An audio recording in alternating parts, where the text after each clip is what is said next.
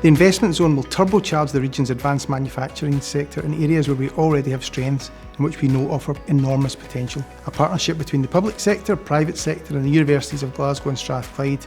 It will generate an initial £300 million of private investment and support up to 10,000 jobs.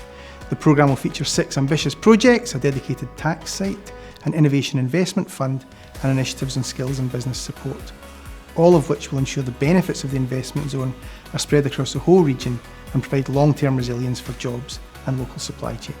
The investment zone funding will be significant for Neuronics in that currently we're having to manufacture our devices across Europe or overseas.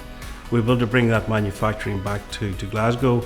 Our team will be able to manufacture it here at home, and it means that we're bringing back new skill sets and new technology to Glasgow for the first time.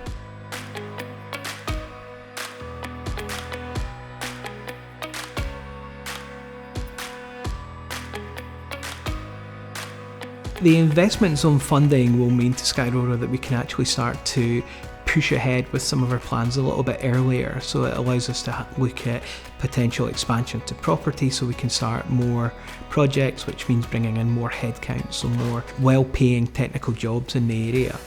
I think the very exciting part of this project is all around the propulsion system. Being able to bring the technology to test and manufacture these engines back to the central bit of Scotland and back to the UK is extremely exciting. We're very excited to be one of the 6 projects who've been shortlisted for Glasgow City Region Investment Zone funding. The project itself is about delivery of the Maritime Supply Chain Innovation Centre.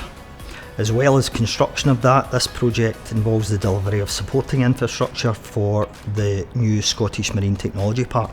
At its heart though, I view this as a regeneration project. It's about bringing a long-term vacant and derelict site back to life, but also bringing jobs to an area that suffered more than most from decades of industrial decline. In terms of benefits, it's not just local benefits though. There will also be spin-off benefits for the Glasgow City Region economy and also the wider Scottish and UK economies.